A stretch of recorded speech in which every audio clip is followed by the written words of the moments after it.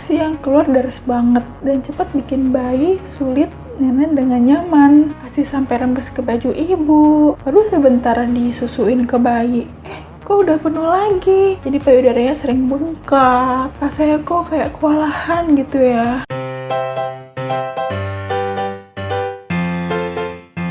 Hai, assalamualaikum, balik lagi sama aku di channel Bidan dan Bi. Kali ini kita akan bahas tentang hiperlaktasi saat menyusui. Pasti banyak kan yang belum tahu tentang hiperlaktasi ini itu apa. So, tonton video ini sampai selesai ya.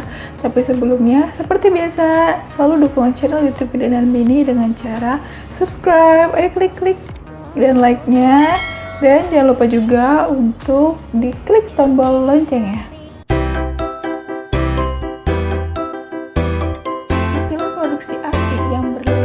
Itu biasa dikenal dengan hiperlaktasi. Jadi produksi ASI pada ibu itu menjadi masalah tersendiri gitu bagi ibu menyusui. Misal produksi ASI yang kurang, nah itu bisa membuat ibu menjadi khawatir apakah bayinya nanti kekurangan ASI juga. Sama halnya dengan hiperlaktasi ini, atau produksi ASI yang berlebihan.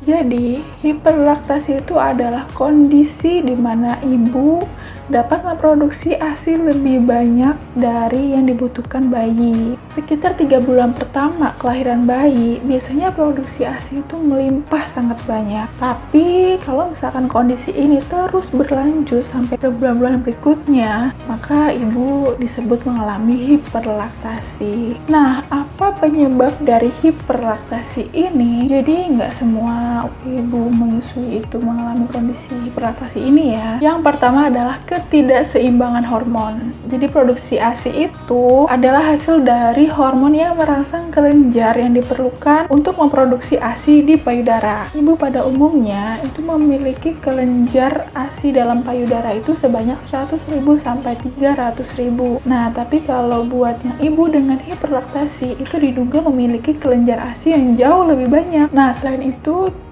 misalkan ibu mengonsumsi obat-obatan tertentu, itu juga akan mempengaruhi kadar hormonnya. Yang kedua adalah sering memerah ASI. Nah, jadi proses menyusui itu sangat tergantung respons yang didapat dari kondisi eksternal tubuh. Jadi ketika mulai fase menyusui dan bayi baru lahir itu menghisap payudara, maka tubuh itu akan memahami permintaan setiap harinya dan menghasilkan jumlah ASI secara tepat yang dibutuhkan. Karena bayi tidak pernah menyelesaikan sesi penyusuan di satu payudara sebelum merasa kenyang, maka setelah bayi menyusui itu ibu memerah atau memompa payudaranya untuk kenyamanan atau untuk pengosongan gitu kan, sehingga merangsang peningkatan volume ASI-nya. Nah, gejala hiperlaktasi pada ibu yaitu ASI yang rembes, payudara yang bengkak, terus payudara lecet, saluran ASI yang tersumbat, bahkan mastitis. Gejala hiperlaktasi pada bayi yaitu bayinya tersedak,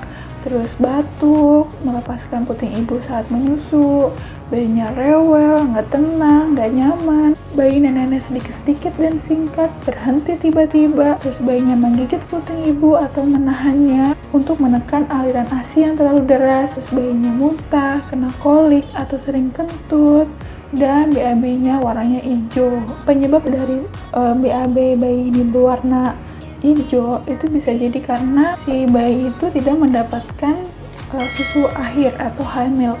Jadi high milk ini kan keluarnya pas di akhir-akhir proses menyusui. Jadi cirinya itu ASI-nya itu kental gitu. Karena itu high milk ini tuh mengandung tinggi lemak. Jadi kalau misalkan si bayinya tidak menyusui sampai payudaranya tuh kosong, dia hanya mendapatkan full milk, artinya tuh ASI awal yang hanya mengandung rendah kalori. Makanya si bayi itu jadi kayak cepet lapar gitu kan, kayak nyusu terus tapi nggak kenyang-kenyang dia, karena dia tidak mendapatkan si high milk ini, si ASI akhir.